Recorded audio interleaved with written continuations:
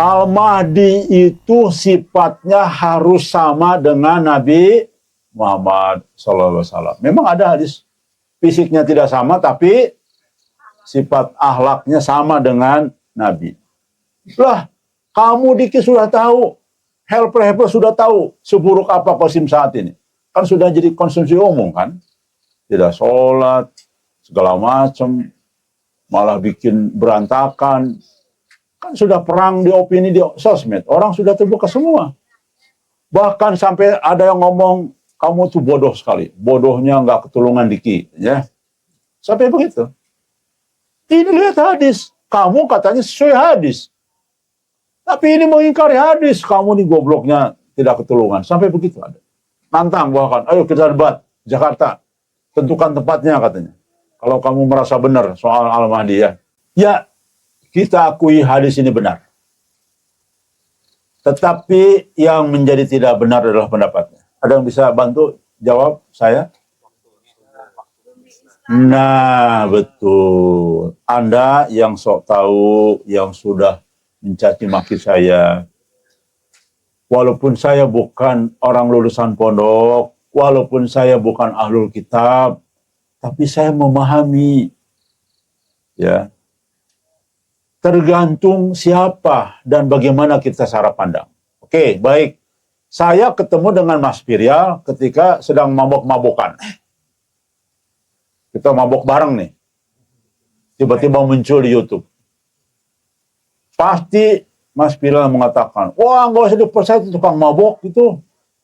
Wah nggak mungkin itu. Wah ngomong itu cari duit itu. Wah gan semacam ya. Sok suci lah tukang mabok itu. Saya tahu persis. Tapi saya ketemu Mas Arif. Saya lagi di pondok. Sudah insaf kan? Sudah ngaji. Hafal Quran segala macam. Pandangan Mas Arif lain loh.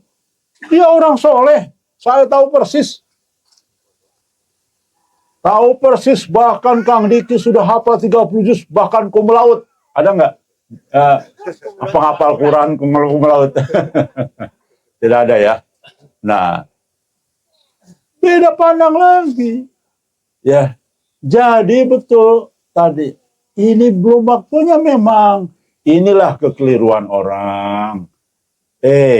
Orang-orang yang selama ini ngenyek kita, menghina kita, yang memfitnah kita. Begini, Muhammad Qasim saat ini tidak punya kemampuan apa-apa, baru hanya menerima mubasyirat dan baru menyebarkan saja. Tangannya pegang emas jadi debu. Ya, masih banyak keliru, masih banyak salah jalan, belum sampai titik dia menyesal. Belum sampai titik dia kembali lagi arahnya. Belum. Kita lihat saja, perhatikan, belum. Masih menikmati jalan warawiri ke sana sini, ya. Masih senang makan-makan di tempat yang restoran-restoran besar dan sebagainya lah. Jadi lihat waktunya. Nanti kalau dia sudah diislah, sebelum diislah dia juga sudah cahayanya muncul dari tangannya. Ini isyarat ya. Itulah baru ada perubahan. Dan insya Allah itu sesuai dengan penjelasan para ulama. Saya jelaskan nih. Allah Subhanahu wa taala memperbaikinya dalam satu malam, yakni memberikan taubat. Jadi Al-Mahdi itu taubat, berarti banyak dosa ini. Memberikan taufik.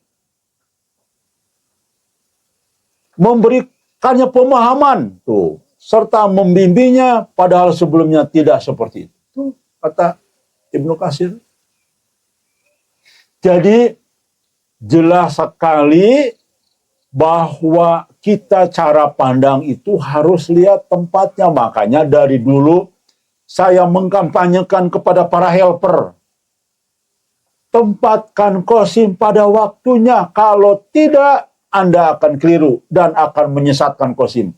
Anda akan menjerumuskan Qasim kepada langkah yang salah. Dan terbukti kan kacau balau semua. Jadi artinya ini pemahaman yang sesungguhnya. Saya kira sangat jelas sekali. Ya.